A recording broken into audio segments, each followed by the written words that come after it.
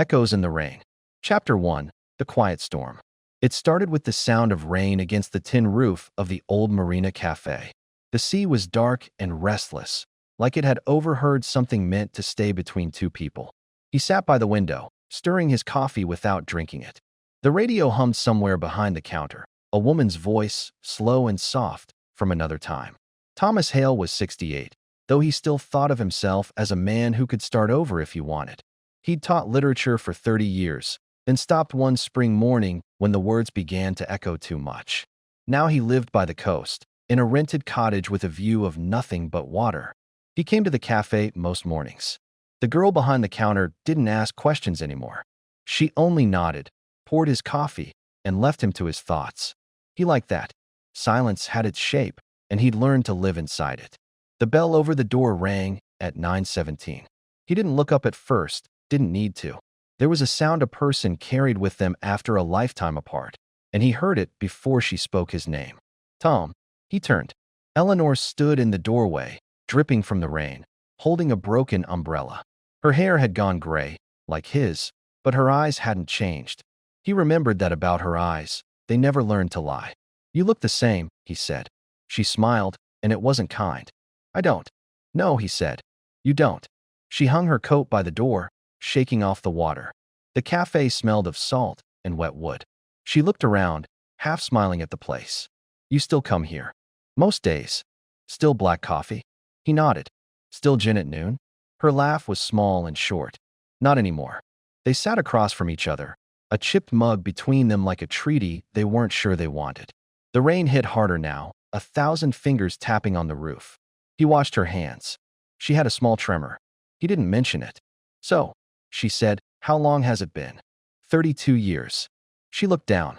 "That long. Feels longer some days. Shorter on others." She stirred her coffee with the handle of her spoon, a habit she'd always had. He remembered the last time he'd seen her, her hand on the railing of the ferry, wind tearing at her hair. She hadn't turned around then either. "I thought you'd left for good," he said. "I had. But things don't stay gone, do they?" "No," he said. "They come back when it rains." She smiled faintly. "Still writing?" "Not since you stopped reading."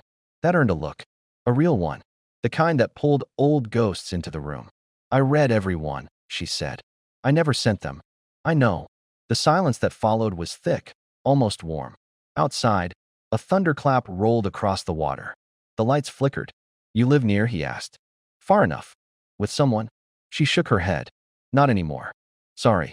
She smiled again, softer now. "Don't be. It wasn't a tragedy. Just time." He nodded. "That's the crueler of the two." The girl behind the counter dimmed the lights.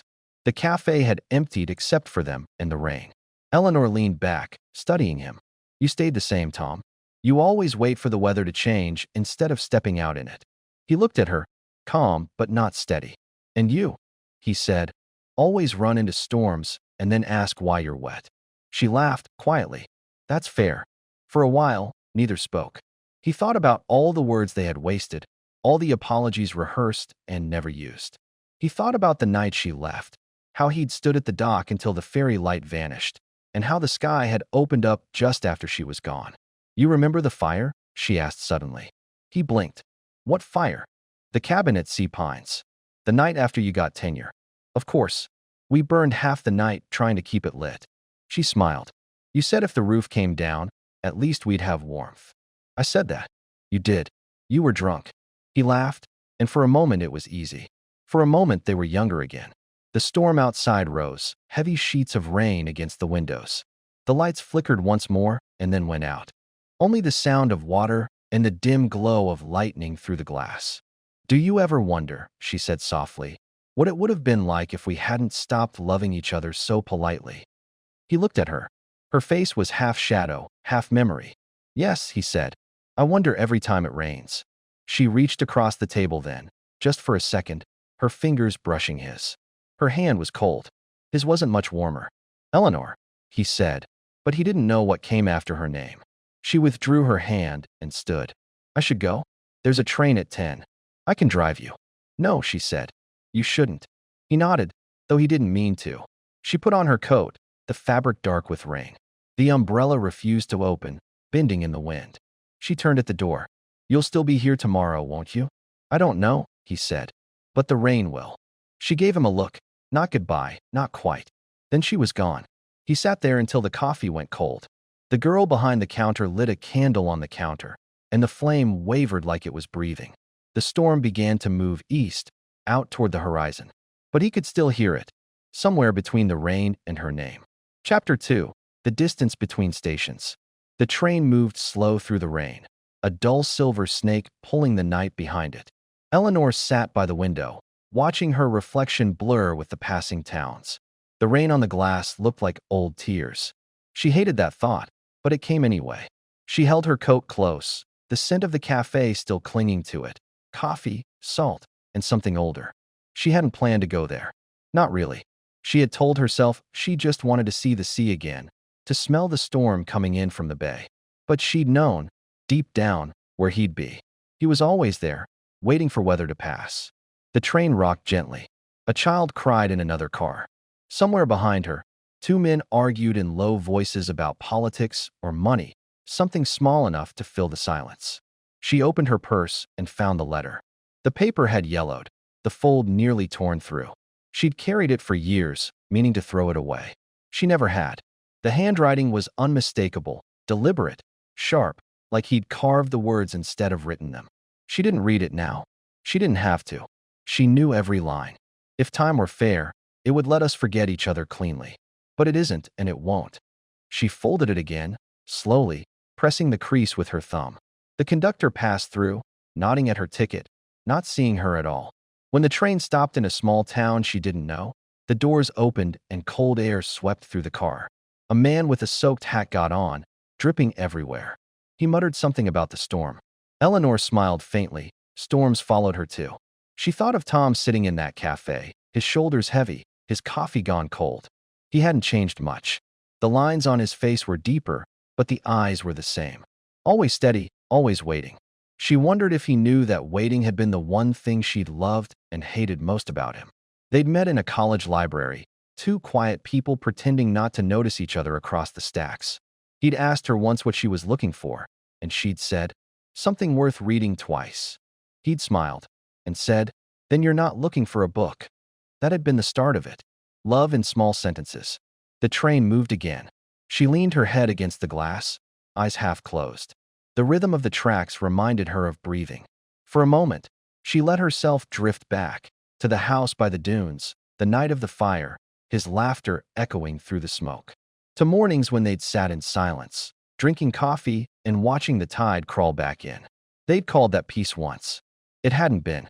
It was only distance dressed up as calm. The speaker above her crackled. The conductor's voice came through, low and warm. "Next stop, Port Haven." She blinked. The name hit her like a memory she'd left unlocked. Port Haven. That was where they'd gone after he got tenure, where everything had still been possible. She hadn't thought of it in years. She wasn't sure she should. Her phone buzzed once in her bag. A message. She hesitated, then pulled it out. A single text from an unknown number. "You forgot your umbrella." She exhaled softly, half a laugh, half a sigh. Of course. She typed back. It never worked. Then deleted it before sending. The train entered a tunnel. For a moment, everything went black. She saw her reflection in the glass, her face framed by darkness, her eyes still holding that stubborn spark that time hadn't taken. When they came out into light again, the rain had stopped. The world outside looked washed clean, the fields glistening like new metal. She closed her eyes and whispered, "You were right, Tom. Time isn't fair." The man across the aisle looked up briefly, then went back to his newspaper. The train began to slow again. She wasn't sure why she stood. Maybe the motion, maybe something deeper. The announcer's voice was faint this time. Port Haven. She almost smiled. Maybe she'd missed her connection on purpose. The platform was nearly empty. The air smelled of iron and wet wood. She stepped out, suitcase in hand, and looked down the track where the storm had gone. For the first time in years, she didn't feel like running. There was a small inn across from the station, a faded sign swinging in the wind. She walked toward it, steady and slow. Behind her, the train groaned and began to move again, taking its noise and light with it. She stopped at the door of the inn, hand on the railing, heart unsteady. She didn't know why she was there, only that she wasn't done yet. She turned once more toward the empty platform, the sound of distant thunder rolling out at sea. And in that moment, it felt as if someone, somewhere, was still waiting for the rain to return. Chapter 3. Port Haven. The storm had passed by morning. The air smelled of iron and seaweed and something faintly electric, like the world had been scrubbed too clean. Tom Hale woke early, before the gulls. He'd slept little. Dreams had come in fragments. The door of the cafe opening, her voice saying his name, rain dripping from her hair. He got up, poured the last of yesterday's coffee into a pan, and reheated it on the stove. Outside, the ocean was pale and still. He could see the long pier where the fishermen set their nets at dawn. The sea looked harmless now. It always did after the storm. He sat at the small wooden table by the window, the same place he always sat. On the sill lay her umbrella, the broken one she'd left behind. He turned it once, then let it rest again. At 7:30, the postman came, though Tom didn't expect anything. The man waved through the glass and left a newspaper folded on the step. Tom nodded, though the man was already gone. He opened the paper, skimmed the headlines, then set it aside. Words felt hollow this morning. There were mornings, he thought, when silence said too much. He thought of calling her, but he didn't have her number. Or maybe he did, written somewhere in a book he'd never open.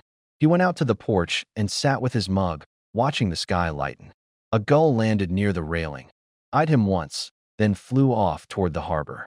When the wind shifted, he caught the faintest sound, the low horn of a distant train. He froze. There was only one line that ran through this stretch of coast. The morning train from the city. The same one she might have taken. He set his mug down. The coffee inside trembled slightly from the tremor in his hand. Port Haven was quiet that morning. The streets were slick with rain, and the shopkeepers were still sweeping water from their thresholds. Eleanor walked slowly, dragging her small suitcase behind her. She'd found a room at the Harbor Inn, the kind of place where everything smelled faintly of salt and clean sheets.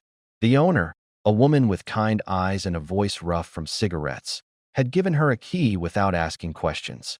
Now she wandered through the narrow lanes, past the bakery that sold bread still warm from the oven, past the bookshop with faded covers in the window. She stopped when she reached the waterfront. The tide was coming in, slow and steady. Fishing boats bobbed at their moorings, the water slapping gently against their sides. She stood there for a long time, hands deep in her coat pockets. It was strange, she thought, how the world went on, utterly indifferent to old love stories. And yet the gulls still called, and the air still carried the same salt. Some things didn't forget. She turned, meaning to go back to the inn, when she saw him. Tom was standing at the end of the pier, his figure small against the wide gray of the sea. He hadn't seen her yet. He was looking out toward the horizon, hands in his coat pockets, shoulders set like a man holding a conversation with the wind. For a moment she just watched. 30 years of distance, all condensed into that single line of sight. Then he turned. He didn't look surprised. He just looked at her the way a man looks at something he'd already decided would haunt him. She walked toward him, slow steps on the wet planks. The sound of her heels echoed faintly against the water. When she reached him, she stopped an arm's length away. "You're early," he said. "You left the umbrella." He smiled a little. It never worked. She laughed, the sound soft and tired. "I almost texted that." "I know." A pause. The sea breathed between them. "Port Haven," she said quietly. "You remember this place." "I never left it, really." "I thought I did." He looked at her, his eyes clear but unreadable. "You never left anything. You just kept moving." She nodded. "And you? You kept waiting." "That's what I do best." Another silence, but not an empty one this time. Somewhere below, the water lapped against the wood, gentle and patient. He looked at her hand, bare and thin, the small tremor still there. "You all right?" She hesitated. "Mostly. Some days better than others." "That sounds familiar." She smiled, but her eyes filled. "We waste so much time pretending to be fine." He reached out and brushed her wrist. Just once, a light touch, but it was enough. She whispered, "You shouldn't have waited for me." "I didn't," he said. "I just never stopped." For a moment, the world narrowed to the sound of water, the scent of salt, and two people remembering what it was like to be alive in the same sentence. A gull cried overhead. The tide